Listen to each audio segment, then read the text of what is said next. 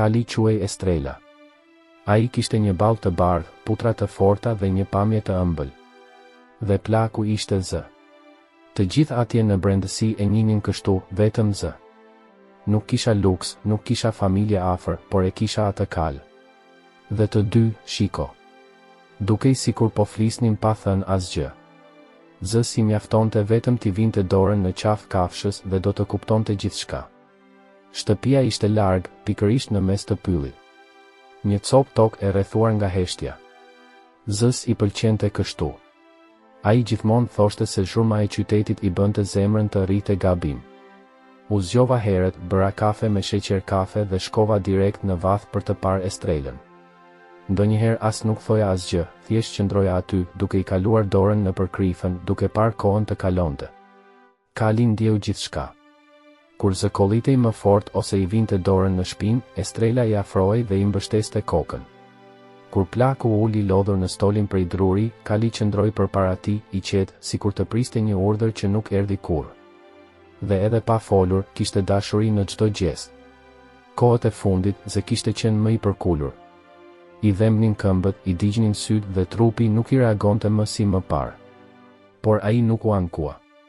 Ai tha se ata që ankohen për dhimbje harrojnë të jenë mirënjohës që janë ende gjallë. Vetëm Estrela pa gjithçka. Mund ta ndjeja në erë, në ritëm, në frymëmarrjen e lodhur. Një pasdite, plaku doli për të mbledhur dru zjarri, siç bënte gjithmonë. Por gjatë rrugës ai u ndal. Kraharori i tij ndihej i ngushtë, koka i rrotulloi. Ai u mbështet në një pemë dhe qëndroi aty për disa minuta. Kur u kthye, Estrela ishte tashmë te porta, sikur ta dinte. Ajo e shikoi me sy që shkëlqenin, sikur ta pyeste, a është gjithçka në rregull, Zë? Dhe ai thjesht buzëqeshi.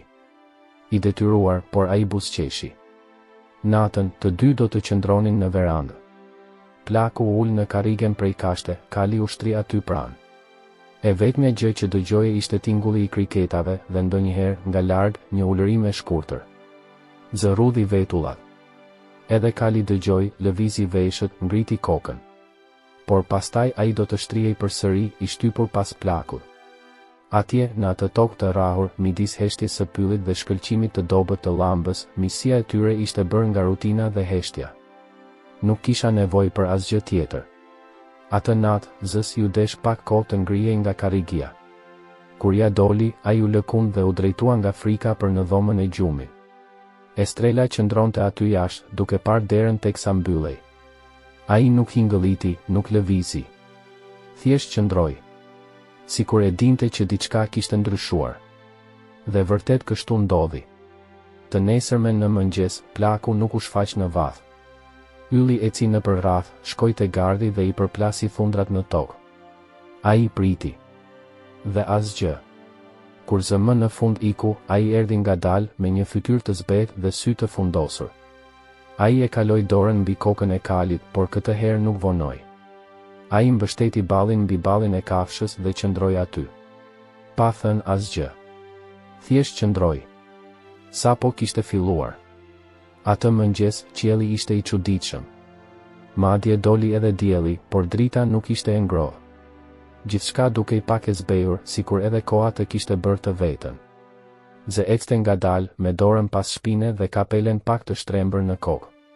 Kali, Estrela, erdhi nga pas, pa shal apo ndonjë gjë tjetër, thjesht duke shkuar sepse donte të shkonte. Ata arritën në atë pjesë të pyllit ku Zës i pëlqente të priste dru.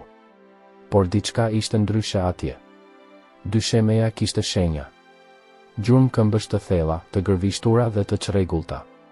Zë ndaloi, u përkul me vështirësi dhe e kaloi dorën sipër saj. Estrela pëshertiu me zë të lartë dhe bëri 2 hapa prapa. Sytë i kishte hapur gjerë, sikur të nuhaste diçka të keqe. Nuk është punë qeni, jo, murmuriti plaku, duke folur më shumë me vete se sa me Kalin. Gjatë rrugës për në shtëpi, Zë nuk preu dru. Ai vetëm qëndroi aty duke parë shkurën. Dhe Estrela nuk pushoi. Ecja nga njëra anë në tjetrën, duke shikuar prapa gjatë gjithë kohës. Natën, ai refuzoi ushqimin. Ai qëndroi pranë derës me kokën ulur, sikur po priste diçka. Zë ndjeu atë dridhje që vjen pa asnjë arsye. Ai mori frymë thellë dhe u përpoq të bënte sikur nuk kishte asgjë. por natën e dytë ishte më keq. Ulërimat u kthyen. Më afër tani. E gjatë, e thellë, sikur i gjithë pylli po merrte frym rënd. Estrela kërceu përpjet, vrapoi drejt portës, përplasi thundrat në tokë dhe hingëlliti me zë të lartë. Zë doli nga dhoma i friksuar, me elektrik dore në dorë. Ai hapi derën dhe pa Kalin aty të ngrirë duke ngulur syt në errësirë. Qetësohu, yll. Eja këtu, biri im, tha ai me zë të ulët. Kali u kthye ngadalë, ju afrua plakut dhe mbështeti kokën mbi barkun e tij. I ngrohtë. I rëndë.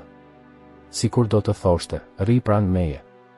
Zë e kaloi dorën në përkrifën e tij me kujdes.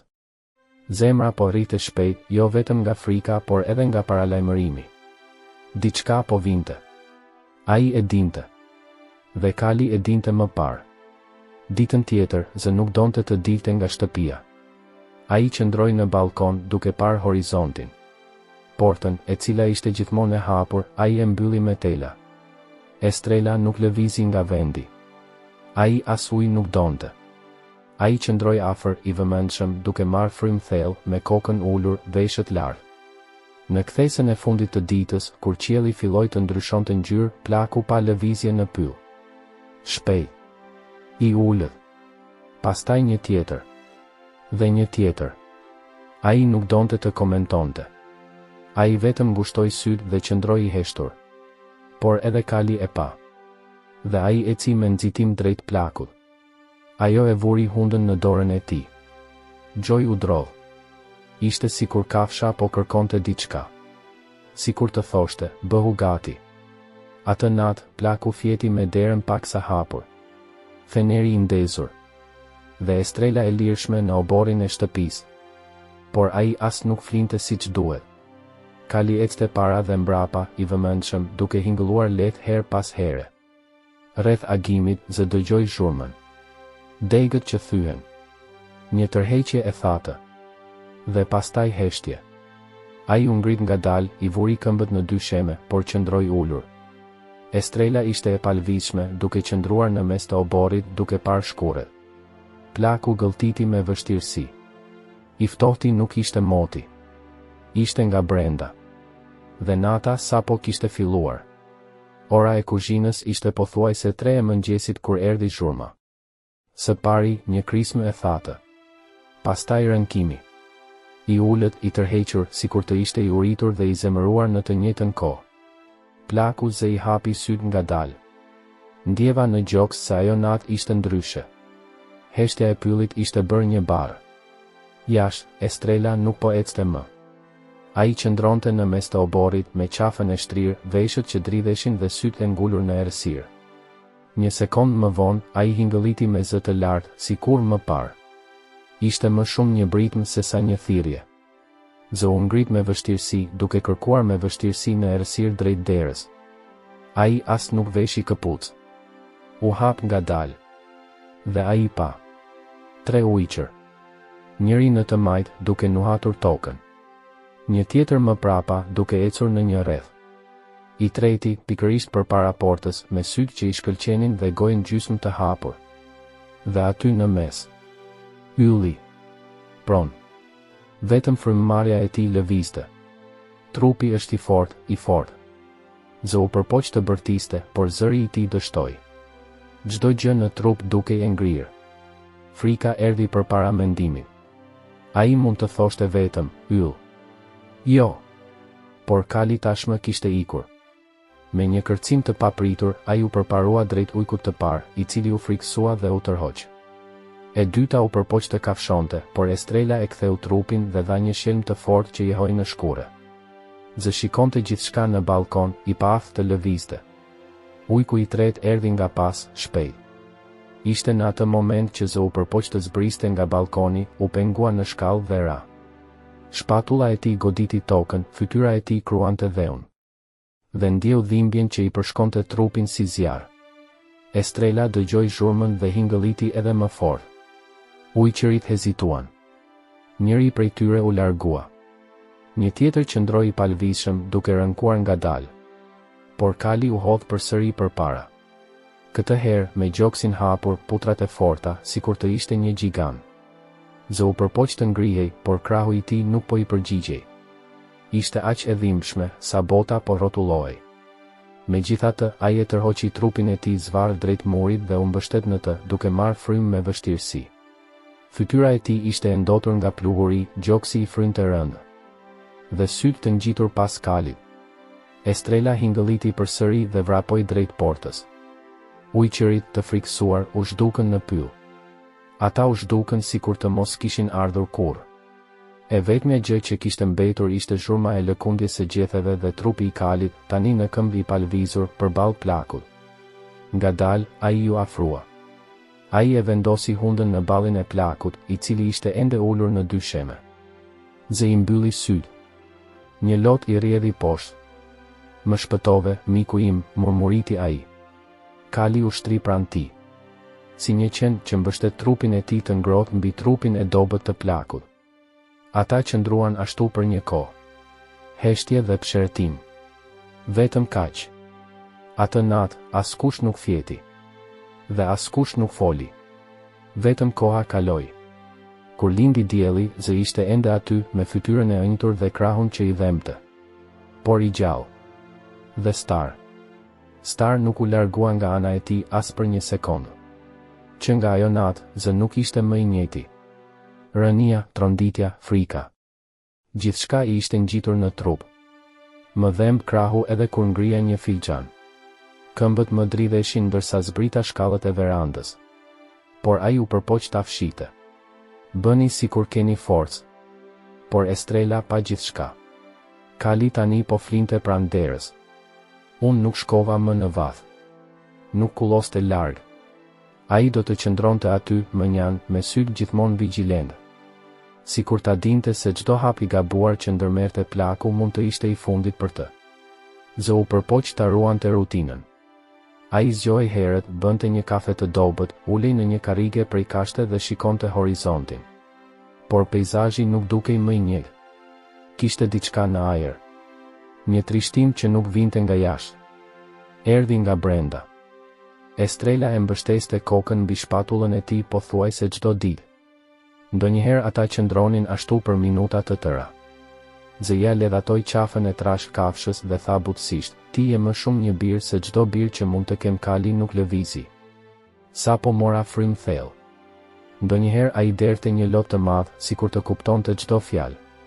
Të tretën mëngjes, plaku u përpoq të shkonte në pyll për të mbledhur dru zjarri. Ai bëri një përpjekje. Ai mori sepatën, rregulloi kapelen dhe eci ngadalë. Por trupi nuk e donte më. Këmbët i lan vendin. Ai ra në gjunjë në tokën e ftohtë. Ylli vrapoi drejt tij në një sekondë. Ajo ja shtypi hundën pas gjoksit dhe e shtyu fort, sikur të përpiqej të ngrihej. Por Zë qeshi dobët dhe tha, qetësohu, vëlla. Nuk ke nevojë të më mbash mbi shpinë akoma. Ata qëndruan atje. Të dyja. Burri i gjunjëzuar, Kali në këmbë, duke marrë frym bashkë. Më vonë, në shtëpi, Zë nuk tha asgjë. Sapo shikova. Zëri i tij dukej sikur ishte fshehur në ndonjë cep. Isha lodhur duke luftuar me kohën. Dhe koha fiton gjithmonë. Atë natë, ai nuk donte të shkonte në shtrat. Ai u ul në karrigen e verandës, i mbështjell me një batanie të vjetër. Estrela, si gjithmonë, ishte shtrirë në anë, me kokën mbështetur në shkallë. Nëse nuk zgjohem nesër, në rregull, tha Zë pa pritur. Nuk ka nevojë të trishtohesh. Kam përjetuar tepër shumë. Thjesht nuk doja të largohesha para se të jepja një përqafim të fundit të vërtetë. Kali ngriti kokën, e shikoi plakun në sy, sikur të kuptonte çdo rrokje. Pastaj ju afrua ngadalë. Zë i shtriu krahët, edhe pse kishte dhimbje, dhe përqafoi qafën e trashë të kafshës. Ata qëndruan atje. Burri dhe Kali. Në errësirën e balkonit. Hëna që pret natën. Heshtja që pushton gjithçka. Zë mbylli sytë për një çast dhe dremiti ashtu, i përqafuar. Ylli nuk doli. As nuk lëvizi. Vetëm kur gjeli këndoi në distancë, Kali u ngrit. Ai e shtyu plakun me hundën e tij. Dhe plaku i hapi sytë ngadalë me vështirësi. Ishte ende aty. Por koha po mbaronte. Dielli nuk kishte lindur ende kur Estrela u zgjua. Ai e bëri ngadalë, sikur ta dinte se ajo ditë do të ishte ndryshe. Ai tundi kokën, eci drejt derës së përparme dhe priti. Gjithmonë kam shpresuar. Por këtë herë, diçka në ajër thoshte se nuk do të ishte më si më parë. Brenda, gjithçka ishte tepër e qetë. As kërcitja e karriges dhe as zhurma e kafes që po zihej. Asgjë. Era frynte lehtë kundër perdes së dritares. Qielli ishte i re dhe gjeli. Gjeli nuk këndoi. Estrela e shtypi hundën pas derës dhe e shtyu, por ajo ishte në vendin e saj të fortë. Ai e goditi një herë me putrën e tij. 2, 3. Asgjë. Pastaj u kthye, shkoi te dritarja dhe pshertiu lehtë. Megjithatë, plaku nuk u shfaq. Fqinja nga ferma sipër zënie. Odete kaloi andej në rrugë dhe pas skenën. Ai u ndal, u mbështet në shtyll dhe e vështroi me vëmendje. Kali duke goditur derën me ball. Me forcë. Por pa zemërim. Ishte dëshpërim. Ajo bërtiti, Gjo. Hej, Gjo. A është gjithçka në rregull atje? Ai nuk u përgjigj asgjë. Vetëm Estrela ktheu kokën dhe e shikoi. Sy të fundosur. I lagësht. Sikur po kërkonin ndihmë. Dona Odete hyri me vrap. Dera ishte e mbyllur nga brenda. Ai thiri edhe një herë. Hyri me forcë. Brenda, plaku ishte në karrigen prej kashte. I mbështjell me të njëjtën batanie. Syt e mbyllur. Koka ra në anë. Dhe një buzëqeshje e vogël si dikush që po ëndërronte. Zoti i madh, ishte e vetmja gjë që mund të thoshte. Kali dëgjoi zhurmën e derës që po hapej. Ai vrapoi drejt hyrjes. U ndal. Nuk hyri. Thjesht qëndroi aty. Duke pritur. Kur trupi u mor, Estrela nuk u largua nga oborri. Ai e pa makinën duke kaluar dhe hingëlliti. I lartë. I ngrohtë. Me kokën lartë. Më dukej sikur po bërtiste drejt qiellit. Ditën e zgjimit, i gjithë fshati shkoi. Njerëz që nuk kishin shkelur më kurrë atje. Disa qanin, të tjerë vetëm shikonin. Por ai që e ndjeu më shumë. Ishte ai. Kur hapën portën e kishës së vogël, hyri Estrela. Askush nuk pati guximin ta ndalonte. Ai shkoi drejt e te arkivoli, me kokën ulur.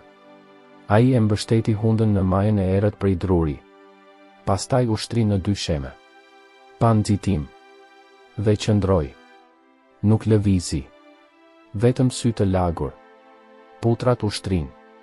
Duket sikur bota ndaloi bashkë me të. Njerëzit formuan një rreth tij, pa thënë asgjë. Vetëm heshtje. Vetëm respekt. Dikush u përpoq ta nxirrte që andej, por ai nuk e lejoi. Ai pshertiu shkurt. Nuk doja të largohesha. Jo ende.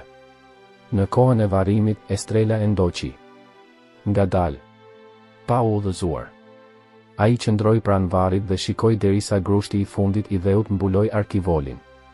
Pastaj ai eci drejt kryqit të thjesht prej druri. Ai uli kokën. Dhe ai i mbylli syt. Që nga ajo ditë, askush nuk e pa më Estrelën larg portës. Çdo pasdite ai do të qëndronte atje. Koka mbështetur në gardh. Duke pritur. Sikur plaku do të kthehej në çdo moment, edhe pse të gjithë e dinin tashmë se nuk do të kthehej. Dhe kur era frynte më fort, mund të dëgjoje një hingëllim të gjatë, të mallit.